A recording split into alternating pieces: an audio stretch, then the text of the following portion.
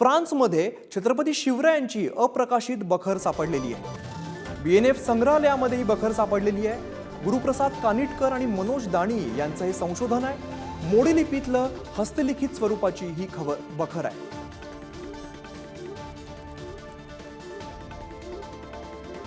तर फ्रान्समध्ये शिवरायांची अप्रकाशित बखर सापडलेली आहे।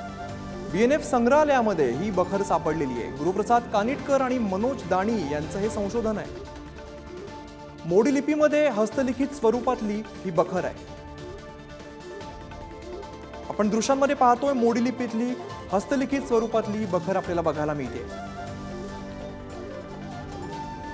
फ्रान्समध्ये ही छत्रपती शिवरायांची अप्रकाशित अशी बखर सापडलेली आहे। BNF संग्रहालयामध्ये ही बखर सध्या आहे।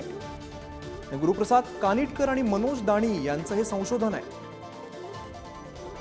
हस्तलिखित स्वरूपातली मोडी लिपीतली ही बखर बघायला मिळते।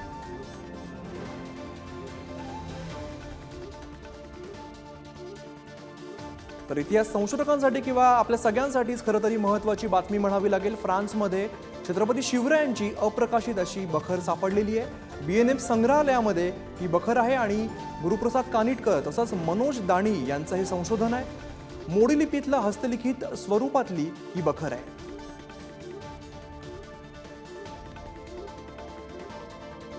सगळ्या शिवप्रेमींसाठी खरं तरी महत्त्वाची बातमी म्हणावी लागेल।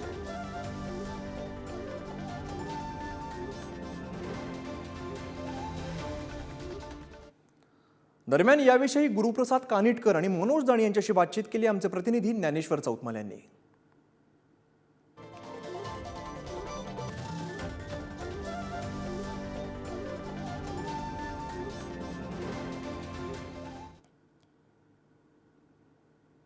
फ्रान्समध्ये शिवरायांची अप्रकाशित बखर सापडलेली आहे। या बखरीचं संशोधन देखील केलं। ज्यांनी ही बखर शोधून काढली, संशोधन केलं, ते दोन्ही महत्त्वाचे व्यक्ती आपल्या सोबत आहेत। सुरुवातीला तुमच्याकडून मला हे जाणून घ्यायचं आहे की कशी सापडली फ्रान्समध्ये बखर, काय नेमका हा प्रवास?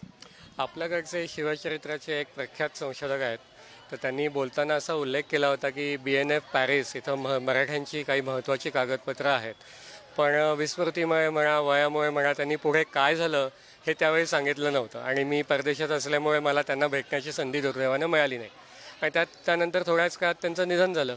मग माझ्या मनात हा प्रश्न निर्माण झाला की ती कागदपत्रं नक्की काय आहेत, त्यात नवीन काय आहे, मराठ्यांच्या इतिहासाच्या दृष्टीने त्याचं महत्त्व काय, या दृष्टीनं मी गेली 3 ते 4 वर्ष त्या कागदपत्रांचा शोध घेण्याचा प्रयत्न करत होतो। तर त्या प्रयत्नातच मला ही बखर BNF पॅरिस इथे या संग्रहालयात ती सापडली आहे।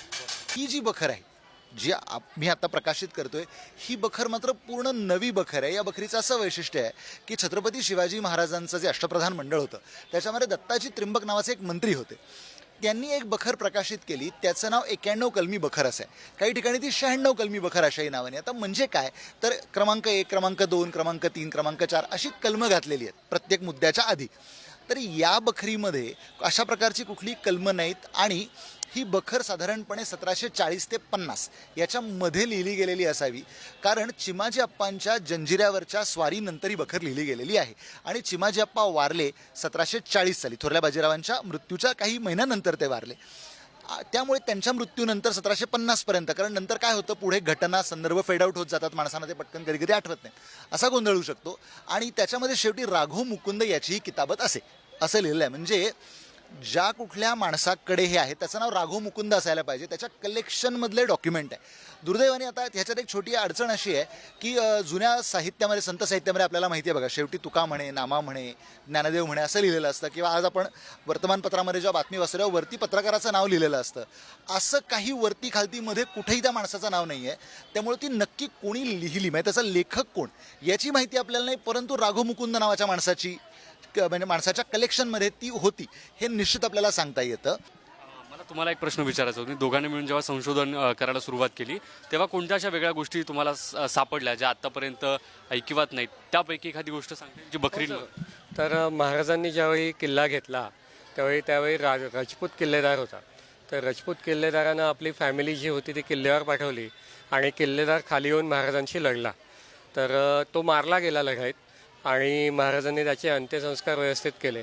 ज्यावेळी महाराज किल्ला चढायला पाहण्यासाठी म्हणून ज्यावेळी पालखीत बसून वर निघाले त्यावेळी एक बोरीचं झाड होतं, म्हणजे आपण बोरं खातो ना त्याचं झाड. तर ते महाराजांच्या पालखीला त्या बोरीच्या झाडाची एक काठी लागली. तर महाराज म्हणले की या बोरीच्या काठीने आम्हाला काय निमित्त प्रक्षेप केला, म्हणजे आमची पालखी या बोरीच्या काठीनं का अडवली. तर ते तिथे थांबले आणि तिथे म्हणले तिथे एक चौथरा होता, त्या झाडाच्या पार लावला होता झाडाला. तर म्हणले इथे खणा. आणि ज्यावेळी महाराजांनी सांगितलं खणा, त्यावेळी त्यातून सोन्याचे 3 मोहरा भरलेले 3 हांडे निघाले. तर महाराजांना खजिना कसा सापडत गेला त्याची एक दंतकथा म्हणा, कथा म्हणा, अशी आपल्याला त्या बकरीत मिळते. आपले व्हिडिओ जर्नलिस्ट अनिल गजले समित, ज्ञानेश्वर चौतमल, पुढारी न्यूज, पुणे.